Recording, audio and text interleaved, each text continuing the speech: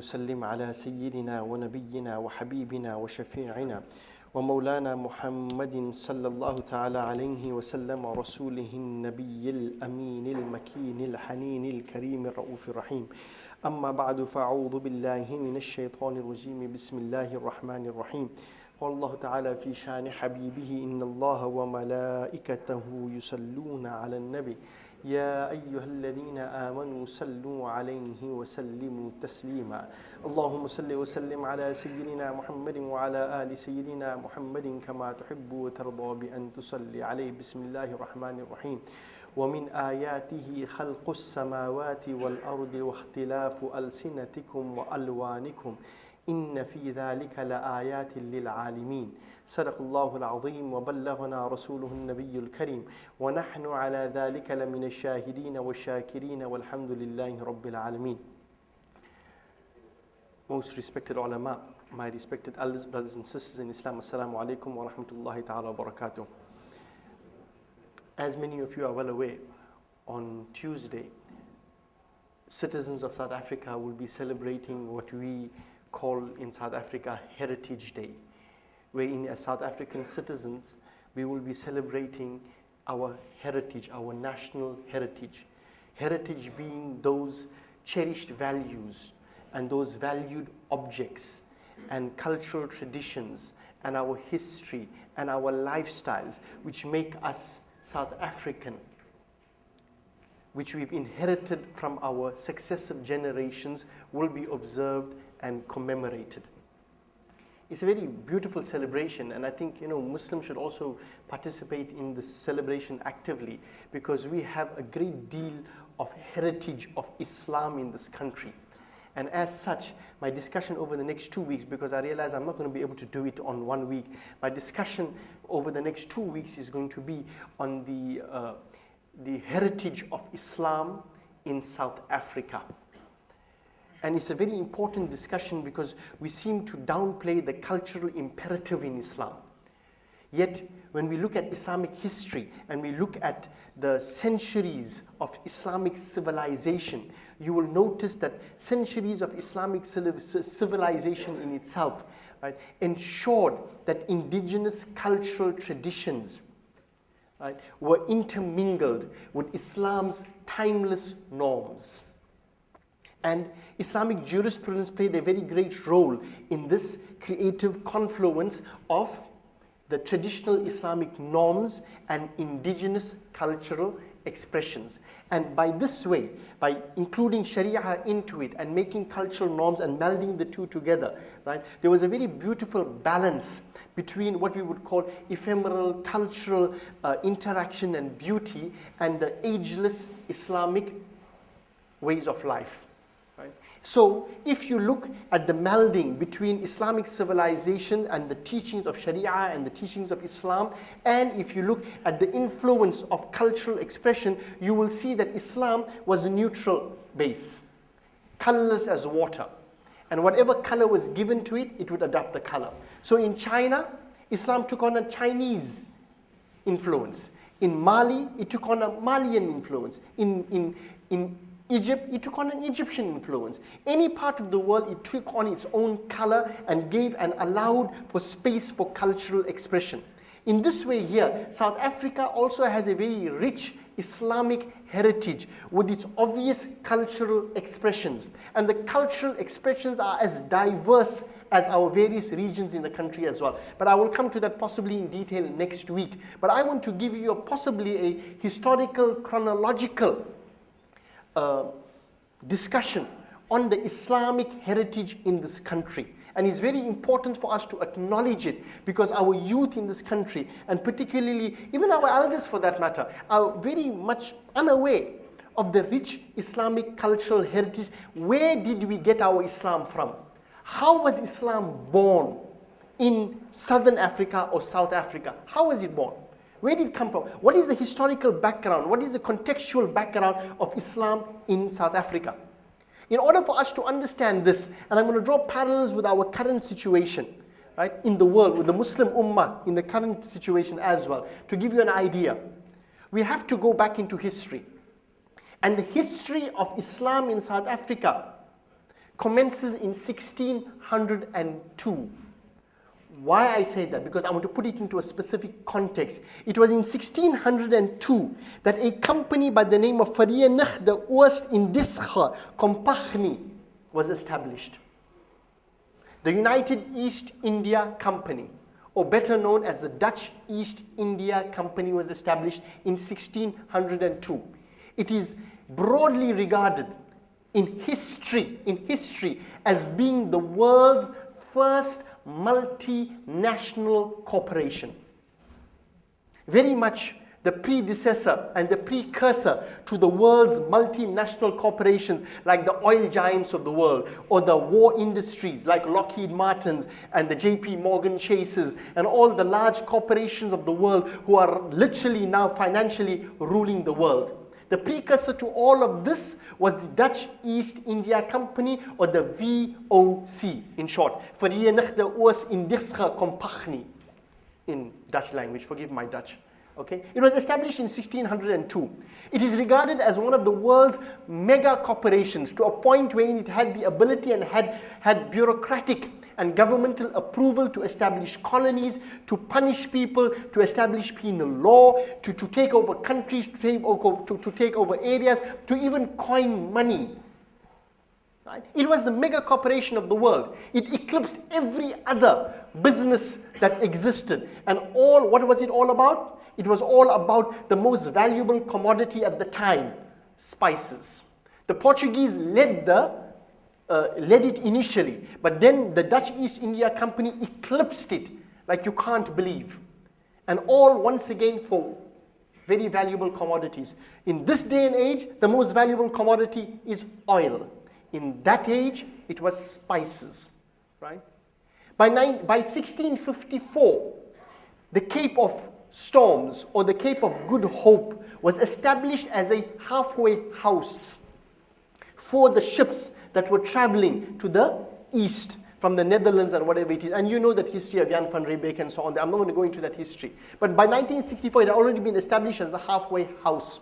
And this is where the Islamic heritage for us Muslims commences in 1654. According to the earliest historical sources, it was in 1654 that plus minus 4 prisoners came to the Cape of Storms, or the Cape of Good Hope. 4 prisoners from Batavia. Batavia is the area which is now modern-day Jakarta. It's within the area of modern-day Jakarta. This is very important because what you knew as the Dutch East Indies, Dutch East India, right, is actually what we know today as the Republic of Indonesia. And why I bring this to your attention is that you will know that Indonesia is the world's largest Muslim country. It has a population of plus minus 300 million, the vast majority of them being 98% Muslim. Okay? So I want you to get the context here. In 1602 and 2012, you still have a very similar scenario, history repeating itself. Countries which have value from the point of view of market share, from the point of view of market value, from the point of view of very, very crucial resources, become a target for so-called capitalists. And they engage in what I would call disaster capitalism. And they engage in this type of warfare capitalism, wherein they take over those areas and take over those countries under various pretexts. But the bottom line is, it's all about the mighty dollar or gold or whatever. It's all about money. Okay?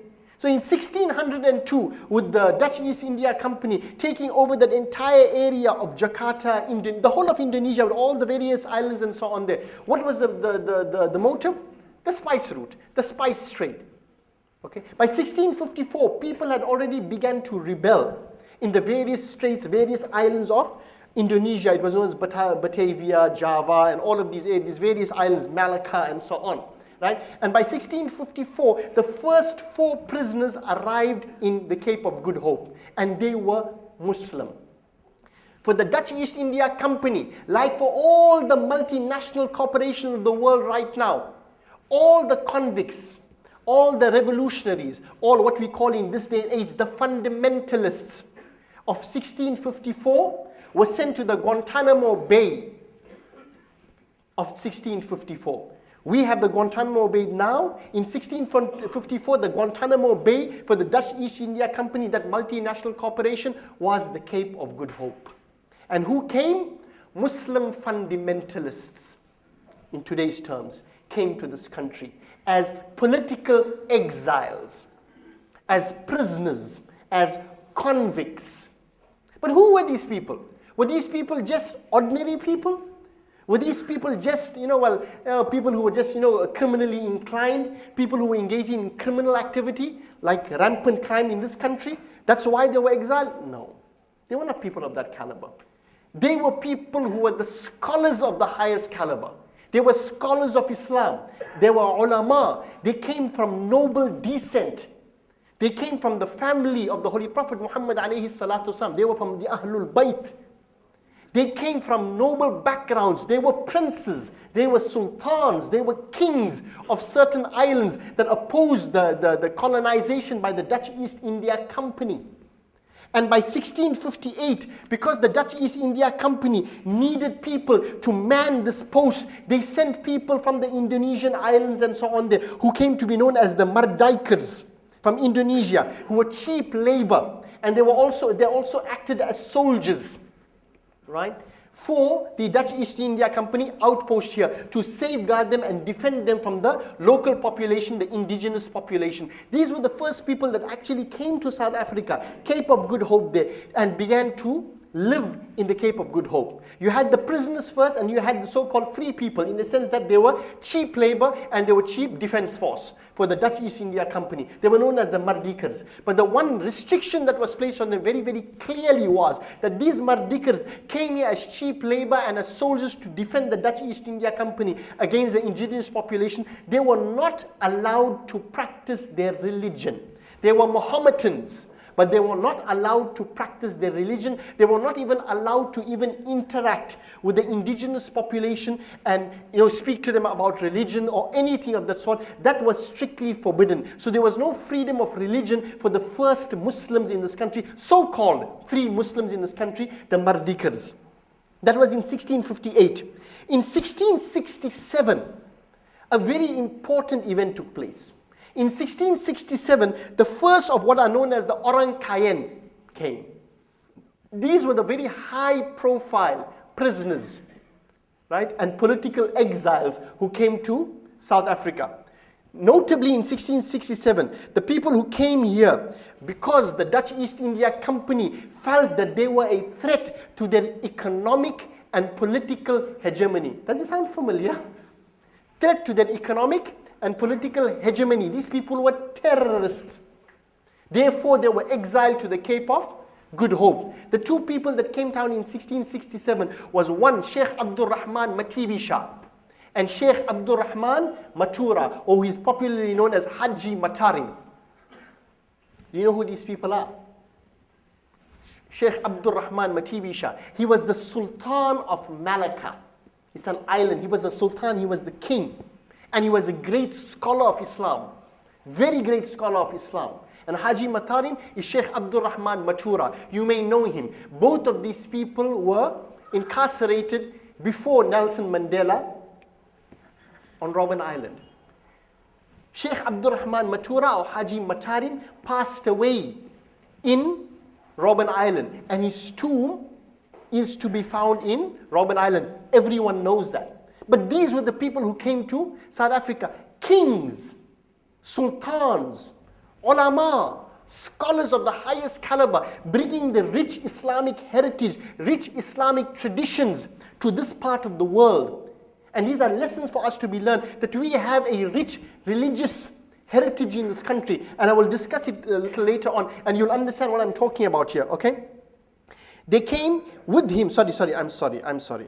With Sheikh Abdul Rahman Matibisha, who came with him was not Sheikh Haji Matarim, I'm sorry, forgive me for that. It was Sheikh Mahmoud. Both lie buried right now in what they know as Constantia, at the foot of Constantia. I've been to their tombs. It's such a beautiful area. It's unbelievable. Of course, we Muslims, because of our predatory religious hegemony that we have in this country, which is encroaching upon us more and more. Today, our elders, our adults, our children aren't even exposed to these places in the name of ideology, because you know what, it is shirk. Why? These are karamats in Cape Town, but that's what they call there. Right? And again, it shows our cultural diversity. These are terms which were taken by the Malay population, the Indonesian population, karamats, places of God's mercy and barakah and blessings. The tombs of the saints and the beloved ones of Allah. Sheikh Abdul Rahman Matibi Shah and Sheikh Mahmud came together as political exiles, right? And they passed away here. One is buried in Constantia, and almost a kilometer away from him, Sheikh Mahmud is buried as well. Okay? It was after that, in 1694, that by far one of the greatest revolutionaries that South Africa has ever seen came to this country. And his name is Sheikh Yusuf Nuruddin Sheikh Yusuf of Fore Makassar. Okay? He was of noble descent, okay? Connected to the kingdom of Bantam and Goa in India. And he had royal blood in him.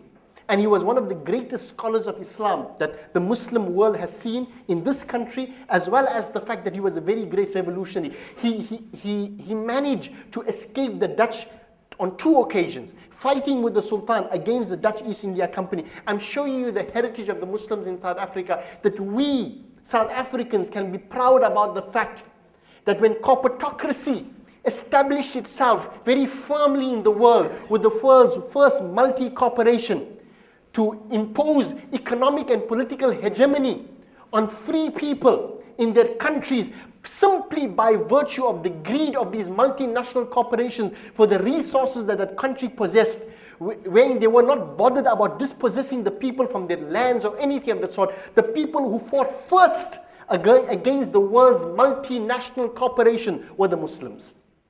That's our heritage in South Africa. And where did these Muslims end up? They ended up in South Africa. Okay, Sheikh Yusuf of Makassar was a prince. He was a prince. He was an Imam. He was a scholar. He brought with him 12 Imams came with him. He had an entire entourage of 49 people, including his entourage, because he was of royalty, because he was such a well-known thing, right? They actually duped him. They forced him to surrender under the pretext that, you know what, surrender and we won't fight you. The moment he gave up his surrender here, they banished him to South Africa. Right? In the Voetboeg, he came down to South Africa. But he came with 12 Imams with him. It shows his spiritual influence. All of these people were actively involved in the freedom struggle for the entire area which we know today as Indonesia. And because he had escaped twice, and Goa as well. It's interesting, you know, many people speak about the history of South Africa and the slave population in South Africa as being predominantly Malay or Indonesian of descent. If you read history, clearly you will see that almost 60% of the slaves who came to South Africa were not necessarily of Indian and Malay origin, but in reality they were Indians. Off the coast of Malabar, off the coast of Goa, all of those areas, Bengal, Ahmed van Benghalen. Who was that? Ahmed from Bengal. We'll come to him just now. Okay, Sheikh Yusuf of Makassar, they thought, well, you know what, we'll banish him to South Africa. Right? He's only got 49 people with him. Right? What influence is he going to have? So they banished him, they welcomed him very nicely into South Africa. Right? Simon van der Stel welcomed him, etc., etc., etc. Right? He was given a good welcome, and so now he was going to say in Sandflete.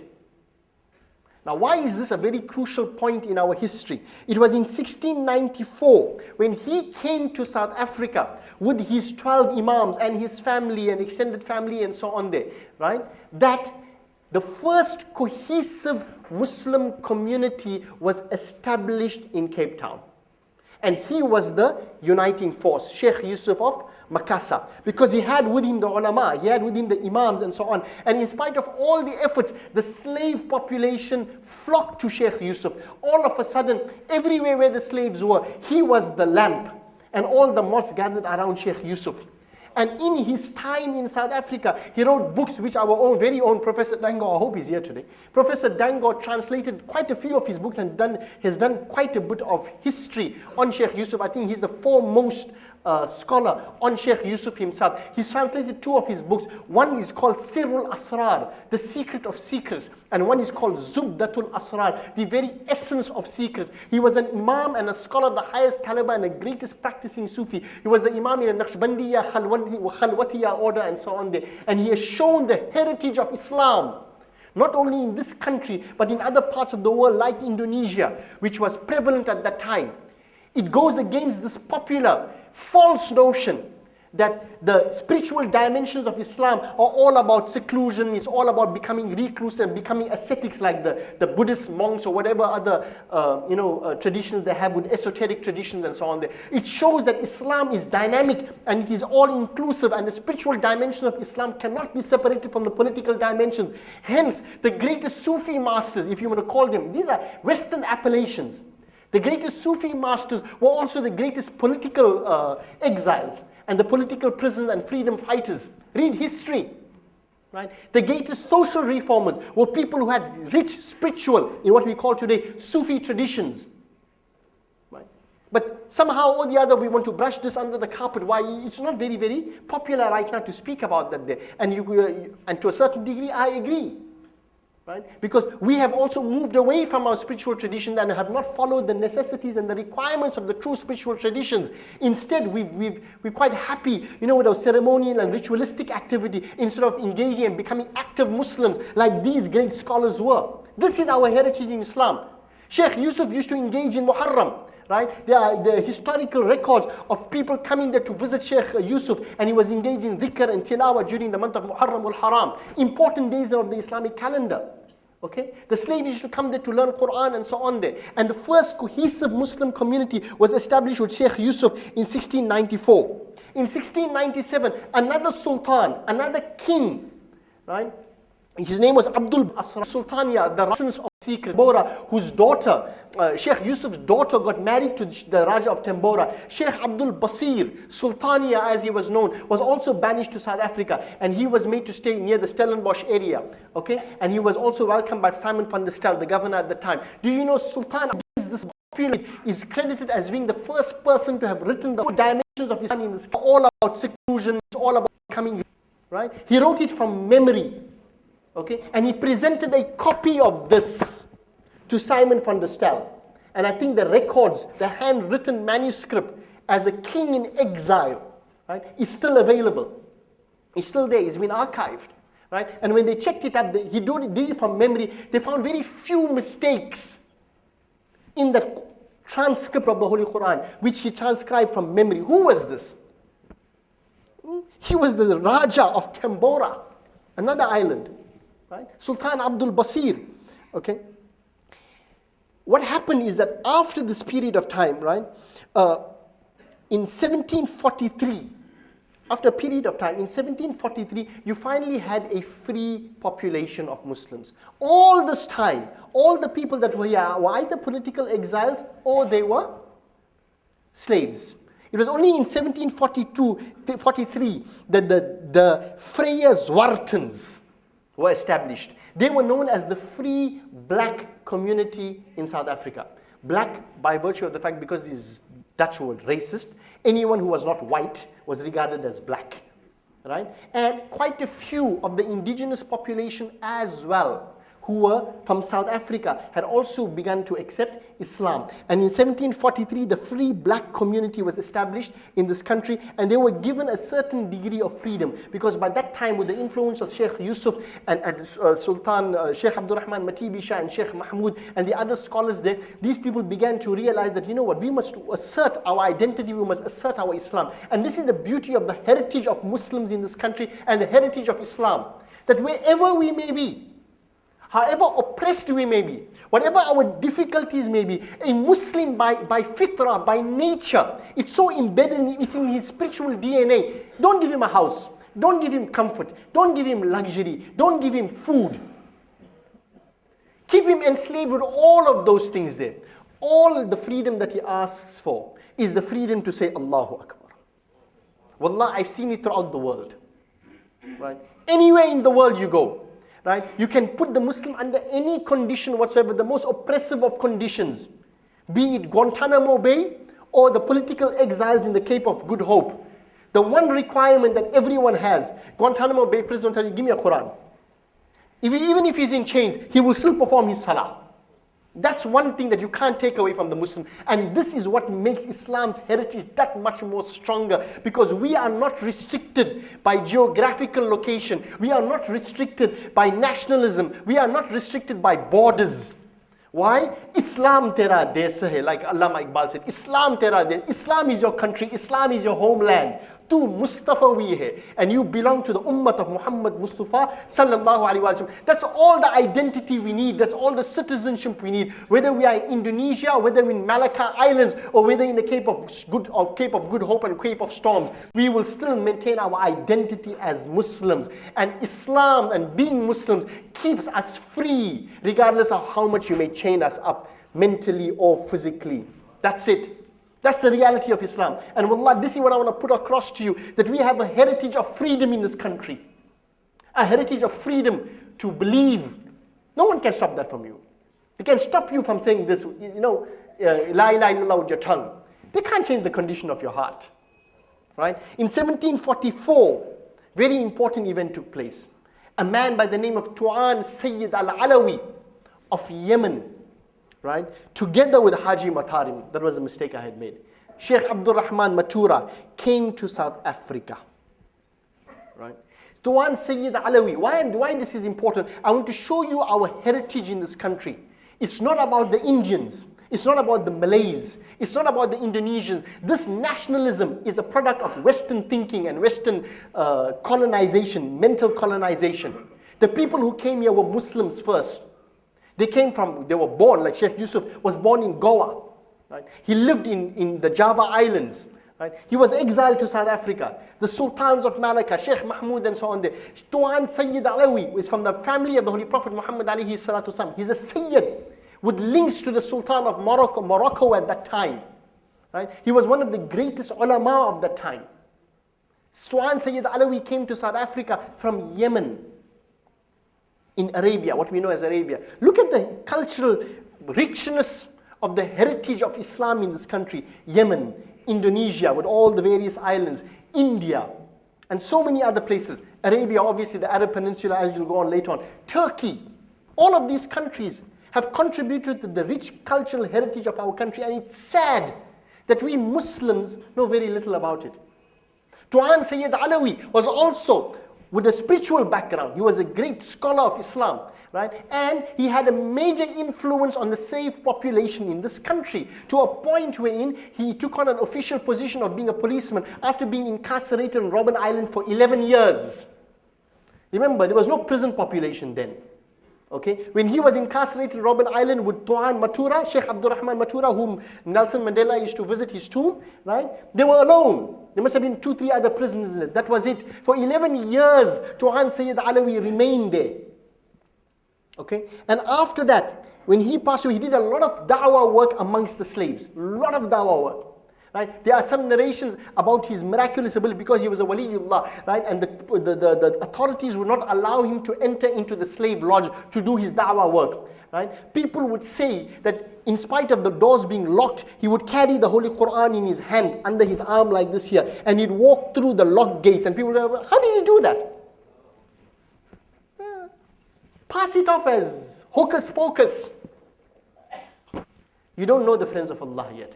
Okay, there's stories about Sheikh Ja'far and so on, right, who were incarcerated in Robben Island. They would draw on the wall, like a boat, and they would get up this, walk across the sea, across Robben Island, come there and go back.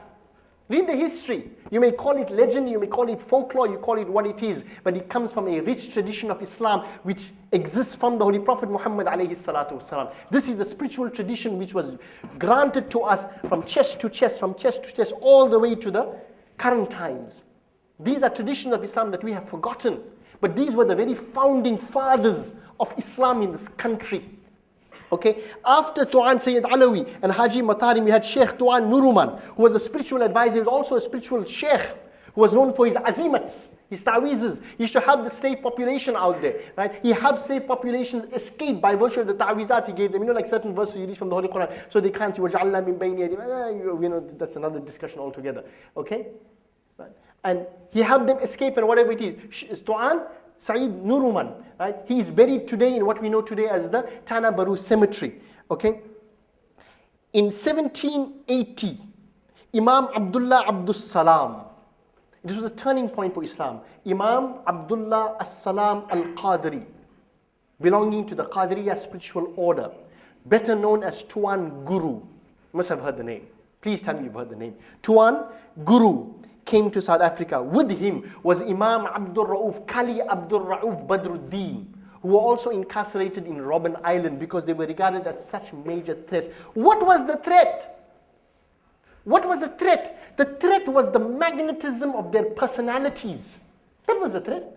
They didn't want to go there and rebel and create a revolution in exile with 500 people, or by that time say 2,000 slaves. They were not interested in that. But the thing that the Dutch East India Company feared most about the people was the magnetism of the personality. Their greatest weapon was their akhlaq.